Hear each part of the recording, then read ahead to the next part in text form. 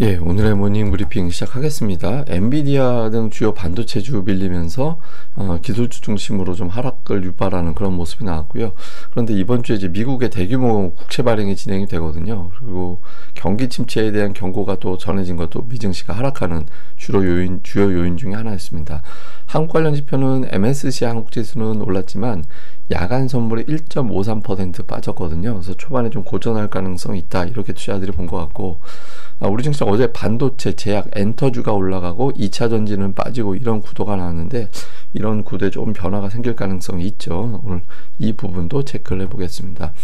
우선 미증시는 다 빠졌는데 나스닥이 더 빠졌고 러셀이처럼 더 많이 빠졌습니다. 그러니까 기술주 쪽에 매도가 좀 강했고, 또 중소형주도 경기에 대한 부담이 여전히 좀 매도를 유발하고 있다, 이렇게 볼 수 있는 대목이죠. 근데 오늘 하락 딱 보면 엔비디아가 5% 빠지면서 지수 끌어내렸구나, 이게 딱 티가 나요. 그 다음에 테슬라도 4% 정도 빠졌죠. 엔비디아 같은 경우 잠시 후에 또 설명드리겠습니다만은 블랙웰 지연 이슈가 다시 한번 제기가 되고, 또 일부 반도체 종목에 대한 어떤 부정적인 평가, 이런 것들이 영향을 준 것 같고요. 그 다음에 테슬라는 최근에 좀 정치적인 행보도 이슈가 된 것 같아요. 그러니까 다른 전기차주가 빠진 것도 문제가 있지만 일론 머스크가 트럼프 지지하고 나서 테슬라 판매량에도 영향을 줄 수도 있을 것 같다, 이런 이야기들이 나오고 있거든요. 실제로 독일의 한 업체에서는 더 이상 테슬라와 거래하지 않을 것이다, 이런 이야기 나오기도 했잖아요. 그래서 이런 부분들이 영향을 줬습니다. 어쨌든 엔비디아, 테슬라가 크게 빠진 점이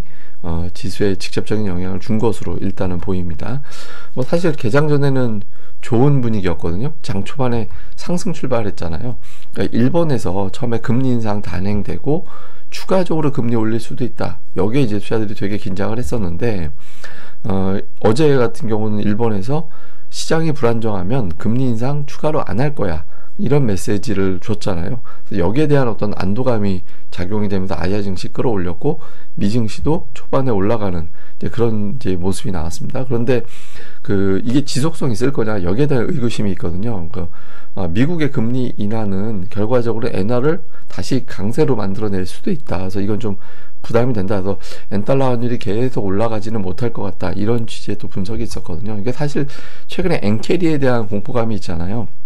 그 엔캐리 자금이 회수가 된다. 그러면 이제 엔화 빌려가지고 투자하는 사람들이 얼마나 되길래. 그런데 최근 들어서 데이터를 봤더니 일본 은행들의 대외 대출이 1조 달러 정도 된다라는 거예요. 그러니까 1,300조 원 정도 된다라는 거고, 일본 투자자들의 순 해외 투자 금액이 무려 4,550조 원 정도. 물론 이제 저거는 국채 보유한 거 이게 포함이 되는 거기 때문에 저걸 저 수치는 조금 왜곡된 거라고 보여지는데, 어쨌든 일본 은행들의 대외 대출이 1,300억이 넘는다라는 거, 1,300조 원이 넘는다라는 거, 제법 어느 정도는 좀 영향을 주겠구나, 이런 우려를 좀 자극할 만하죠. 근데 어쨌든 이 자금이 회수가 된다고 그러면 주식을 매도하면서 증시가 급락할 수 있겠구나, 이런 걱정이 되는 거고, 또 이 과정에서 마진콜이 발생하잖아요. 마진콜이 발생하면 반대 매도 같은 거라고 생각하시면 되죠. 그러면 또 주식을 또 추가로 매도할 수밖에 없잖아요. 매도가 매도를 부르는 그런 상황이 연출이 되는 거죠. 여기에 대한 좀 부담이 있었는데, 어제 일본 중앙은행 총재 그리고 부총재 이렇게 각각 비슷한 메시지를 내면서 안도를 했었는데, 이게 이렇다고 해서 엔달러 환율이 그대로 다시 올라가지는 않을 것 같아, 이런 주장들도 나오고 하면서 좀 희석이 되는 그런 모습을 보였습니다. 그리고 이날 어제 아침인가 하여튼 오후 방송인지 기억이 안 나는데, 제가 미국 국채 발행이 좀 대규모로 진행되는 게 있다, 그래서 이때 금리가 좀 자극을 받을 것 같다라고 말씀을 드렸었잖아요. 어제 3년물 580억 달러, 오늘 10년물 420억 달러. 어제 같은 경우는 이제 좀 무난하게 넘어갔는데, 오늘은 금리 올라간 거를 좀 의식을 하더라고요. 그래서 외신에서는 예를 들어서 블룸버그 이런 데서는 오늘 미증시 빠진 걸 국채 발행에 따른 어떤 후유증, 이렇게 해석을 하기도 합니다. 그래서 국채 발행에 어떤 대규모 국채 발행이 진행이 되고, 그 과정에서 국채 금리가 튀어 올라가고 기술주 매도 나오고, 이렇게 이제 보는 투자들도 있었고요. 오늘 국채뿐만 아니라 회사채도 발행이 됐거든요. 메타가 105억 달러 발행하는 등 17개 업체가 회사채 발행을 진행을 했고, 이번 주에도 계속 진행이 된다. 한 400억 달러? 하여튼 그 정도 진행이 된다라는 보도가 있었거든요. 그래서 국채 플러스 회사채 이렇게 되다 보니까 주식시장에 들어올 돈이 일부는 채권 시장으로 가게 되고, 또 금리 이왕이면 높게 받는 게 좋으니까 금리 올라갈 만하게 환경을 좀 흔들고, 그러니까 이런 현상이 나온 거죠. 그래서 이런 부분들이 좀 영향을 준 걸로 보여집니다. 참고로 이제 내일은 250억 달러 정도 발행이 돼서 오늘 대비 절반 정도로 좀 줄어들게 되거든요. 그래서 금리를 자극하는 요인은 오늘보다는 좀 덜할 걸로 일단은 보여집니다. 그리고 종목은 엔비디아가 오늘 5%, 이게 초반에 거의 109달러까지 올라갔었거든요. 그런데 고점 대비 10달러가 빠졌어요. 10달러가 빠지면서 결과적으로는 뭐 마이너스 5% 끝났죠. 그러니까 파이퍼 샌들러에서 이 하락은 좋은 매수 기회다라고 하면서 목표 주가 140달러 이제 유지하면서 매수 찬스 이렇게 이제 언급을 했었는데, 이 눈치 없는 동생 때문에 문제가 된 거예요. 그러니까 SM 그 슈퍼마이크로에서 이제 실적은 잘 나왔는데, 실적을 이제 전망하는 과정에서 이게 과연 달성이 될까? 이익률은 만들어질 수 있을까? 뭐 이런 거에 대한 의구심이 제기가 됐죠. 가이던스도 되게 세게 제시하고 뭐 그렇게 했는데, 근데 어쨌든 이 과정에서 블랙웰 지연돼도 우리는 아무 상관없어, 이렇게 이야기를 한 게 좀 있었거든요. 근데 이게 안 그래도 블랙웰 지연설 때문에 좀 부담이 됐었는데, 이게 자꾸 지연돼도 아무 상관없어, 근데 지연은 될 것 같은데 하여튼 이렇게 눈치 없게 자꾸 그런 부분들이 부각되다 보니까 여기에 대한 어떤 이제 좀 이슈가 좀 있었고요. 그리고 어제 마이크론 테크놀로지 목표 주가 20달러 하향하는 보고서가 나온 것도 있었잖아요. 그래서 최근에 이제 반도체에 대해서는 싸니까 매수해야 된다, 이런 어떤 의견도 있는 반면에 좀 부담스러운 뉴스들도 좀 더해졌죠. 그래서 여기에 대한 어떤 이슈가 주요 반도체주들을 끌어내렸고, 이게 또 미증시에 영향을 주는 그런 사안으로 작동을 했습니다.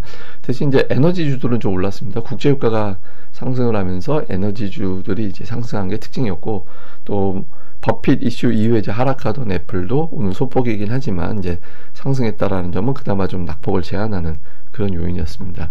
뭐 주요 증시 관련된 또는 뭐 경제 관련된 코멘트를 보면 뱅크 오브 아메리카에서는 긴급 금리 인하 안 할 것 같다.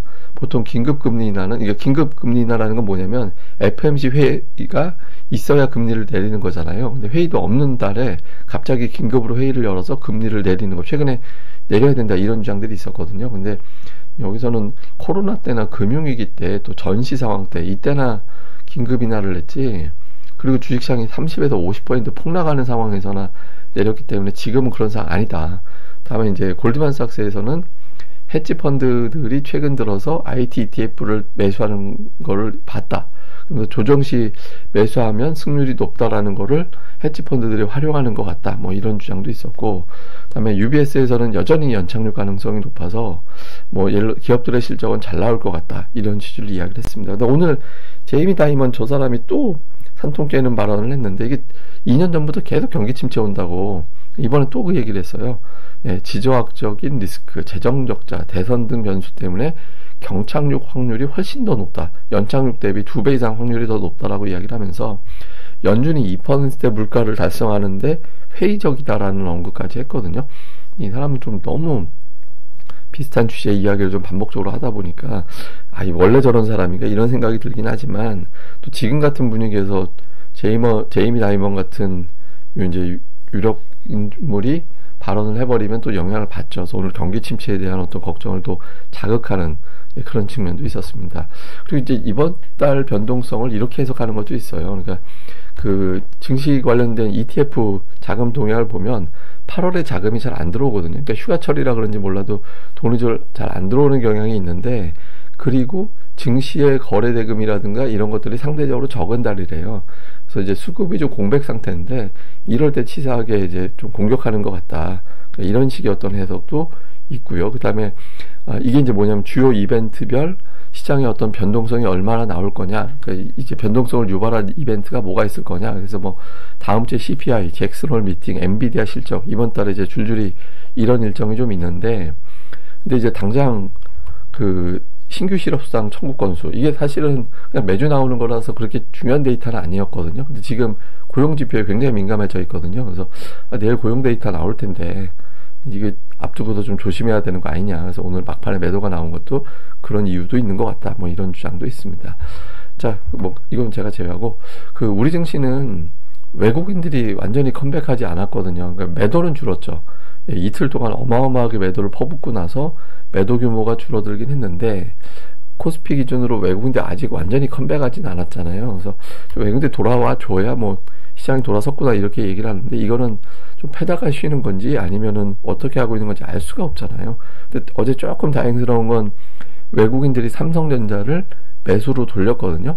그래서 삼성전자 매수로 돌리면서 이게 그리고 주가도 한 3% 올라가고 이게 6만 전자 가는 거 아니냐라는 분위기에서 일단 75,000원 언저리까지는 올라왔거든요. 그래서 이게 어떤 시그널이 된지 오늘 같은 경우는 이벤트가 되게 많잖아요. 이슈가 엔비디아 하락했다 이거는 나쁜 거, 엔달러 환율이 어쨌든 올라갔다 이거는 좋은 거, 그런데 옵션 만기일이다 이거는 오락가락하는 거, 이런 게 이제 있거든요. 근데 어쨌든 그 삼성전자에 대한 외국인들 태도 적어도 대규모 매도해서는 안 되는 거죠. 그래서 외국인들이 돌아와 줘야 지수가 기술적 반등 이상을 노릴 수 있잖아요. 그래서 요 흐름이 되게 중요하고, 또 하나는 그 제가 며칠 전에 개인들이 역대급으로 풋옵션을 사는 것 같다. 근데 이게 매수하는 건지 매수 당하는 건지는 잘 모르겠지만 어쨌든 개인 투자자들이 엄청나게 풋옵션을 매수하면서 근데 지수는 폭등을 해버렸고 급반등이 나와버렸고, 그래서 이제 풋옵션 가격이 뭐 97%가 마이너스가 나버리고 하여튼 이런 이슈가 있었잖아요. 그러니까 최근에 그 옵션 동향, 개인들의 옵션 동향에도 지수가 좀 영향을 받는, 그러니까 풋옵션을 사면 지수가 올라가고 콜옵션을 사면 지수가 빠지고, 원래도 약간 그런 성향이 있긴 한데 최근에 더 민감해져 있는 상태거든요. 그래서 이런 부분들도 장중에 좀 체크를 좀 해봐야 될 것 같습니다. 그러니까 이래저래 개인 투자자들, 그러니까 이게 한마디로 시장이 추세보다는 변동성을 누리는 투자자들이 더 많다라는 의미긴 해요. 그래서 시장이 좀 변화가 당분간 계속 요란하겠구나, 이렇게 좀 이런 점도 주목을 해야 될 것 같습니다. 자, 일단 엔달러 환율이 추가적으로 올라갔다라는 거는 긍정적인데, 그래서 어제 뭐 TSMC도 올라가고 어제 삼성전자 SK하이닉스도 올라갔잖아요. 오늘 이 재료를 볼 거냐, 엔비디아가 5% 빠졌대네, 그러면 이 뉴스를 볼 거냐, 이거 좀 주목을 해봐야 될 것 같고, 그 다음에 3일 연속해서 외국인들이 오전 오후 선물 매매를 반대로 했거든요. 오전에 쭉 샀다가 오후에 판다든가, 오전에 팔았다가 오후에 산다든가, 이제 지수가 올라가면 오후에 선물을 팔아버렸고 지수가 급락을 하면 오후에 선물을 사버리고, 이렇게 방향성보다는 오전 오후 나눠가지고 반대로 매매하면서 단기적인 대응을 하는 그런 모습을 보였거든요. 그래서 일정한 흐름을 보일 거냐 아니면 오늘도 단기할 거냐, 이거. 그 다음에 제약주가 어제 강세를 보이고 2차전지는 부진하고 이런 모습이 나타났었잖아요. 제약주가 최근 들어서 가장 흐름이 좋은 업종이긴 하죠. 그래서 요 구도가 고정이 될 건지 요 흐름도 좀 주목을 해봐야 될 것 같고요. 그 다음에 이제 반등이 나오긴 하는데 좀 반등도 약간 차별적인 경향이 있거든요. 이게 주요국 증시를 보면 7월 고점에서부터 낙폭, 니케이가 26.6% 제일 많이 빠졌고 코스닥이 2등이에요. 그러니까 22% 빠졌거든요. 근데 코스닥은 거의 정확하게 절반, 최저점 대비, 그러니까 최저점 대비에서부터 전일 종가로 따져놓고 보면은 절반 정도 복원을 했는데, 코스피는 한 3분의 1 조금 더 되는 정도? 그 정도밖에 복원이 안 됐고, 다우는 뭐 많이 빠지지도 않아서 그런지 몰라도 이제 반등폭이 미미하고, 나스닥 같은 경우도 지금 빠진 거에 비하면 반등폭이 아직은 최저점 대비 올라온 거는 그렇게 세다라고 보기는 어렵거든요. 그래서 이제 전체적으로 보면 그 많이 빠진 거에 비해서 반등폭은 되게 천차만별이에요. 근데 우리가 이제 집중해야 되는 거는 그 대만 증시하고 우리 증시죠. 뭐 일본은 뭐 이제 어제 같은 경우는 완전히 괴력의 어떤 반등이 나왔고 이틀 동안에, 근데 이제 우리하고 대만이 중요하거든요. 그래서 대만의 TSMC, 우리나라의 삼성전자, SK하이닉스, 엔캐리 자금이 매도했다라고 추정이 되는 종목들, 여기에 대한 외국인들의 컴백, 이런 것들이 상당히 중요한 또 낙폭을 그 이상 만회시켜줄 거냐, 절반 정도. 그러니까 이게 왜 중요하냐면 보통은 일반적인 거에서 힘이 없는 장에서는 낙폭의 절반 정도 만회하면 그걸 한계로 보는 시각이 있어요. 근데 그걸 넘어가 버리면 더 센 매수, 이거 하락을 이용해서 굉장히 센 매수가 들어왔다, 이렇게 보거든요. 그래서 지금 이 위치에서의 어떤, 특히 이제 코스닥 같은 경우는 딱 절반 채웠으니까 여기서 추가로 밀어 올릴 만한 돈이 들어왔는지 이거를 좀 테스트해보는 그런 기회가 될 것 같다, 이렇게 보시면 될 것 같습니다. 자세한 건 제가 또 유튜브 오후 방송에서 내용을 또 정리해 드리도록 하겠습니다. 이 방송 구독하기, 좋아요 꼭 부탁드리고요. 이왕 한 번씩 보시는 거 구독하기까지도 조금 눌러주시면 많이 도움이 될 것 같습니다. 꼭 부탁드립니다. 감사합니다. 저는 다음에 뵙겠습니다.